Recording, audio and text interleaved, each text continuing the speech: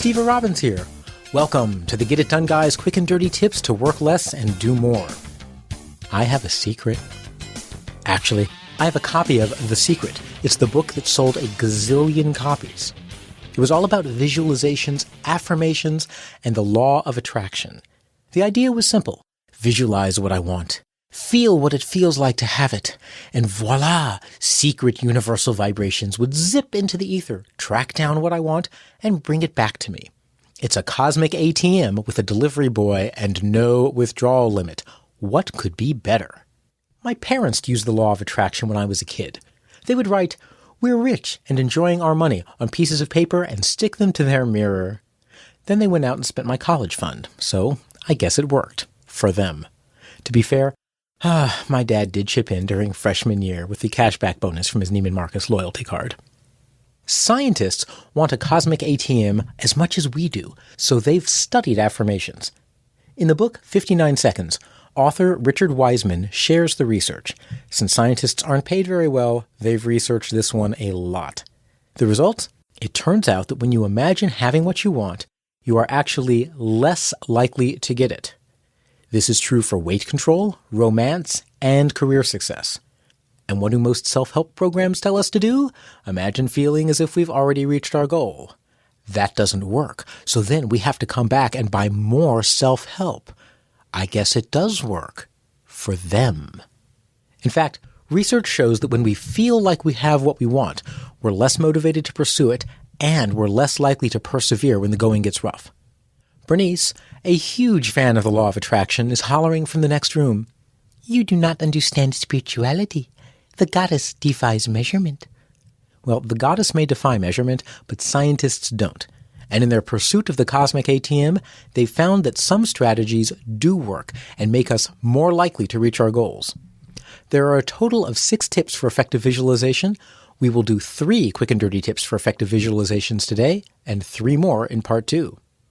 Tip number 1, visualize your efforts, not the end result. Do imagine, but don't imagine having the goal. Imagine yourself taking the steps necessary to reach it. If you want to make it on Broadway, don't imagine being on stage taking your bow. Imagine yourself going to auditions, practicing your singing, and running your dance combinations. Instead of programming your brain to think, "I'm there," you're programming your brain to do the work that will get you there. Tip number 2, visualize from the third person, not from your perspective.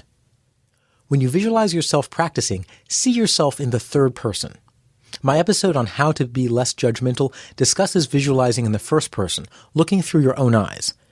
That will train your brain to feel what you would feel if you were there. That's great for teaching yourself to feel new emotions, but when you're going after goals, you want something different. You want to see yourself from the outside as if you were watching yourself in a movie. The old saying, "monkey see, monkey do," seems to be true. When you see yourself doing something in your mind, you are compelled to go do it. Visualize your efforts as if you were watching yourself from the outside.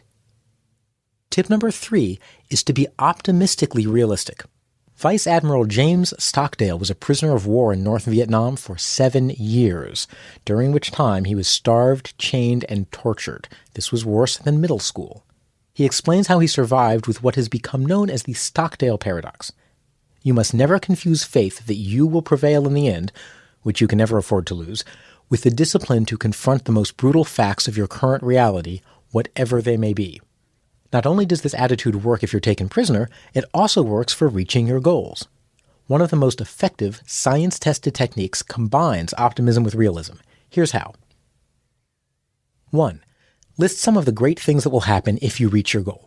Make these objective results, not feelings. For example, if I'm a Broadway star, Neil Patrick Harris will have dinner with me before the Tonys. Optimistic, yet specific, and very inspiring.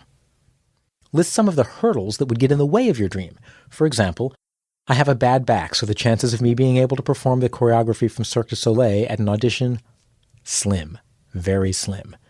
Now, consider these in pairs. Dwell on one of the great things until you feel inspired and motivated. Then, immediately choose a hurdle and find a way to overcome the hurdle. In this case, I imagine myself at dinner with Neil Patrick Harris, trading tips about how he can work less and do more while being a new father.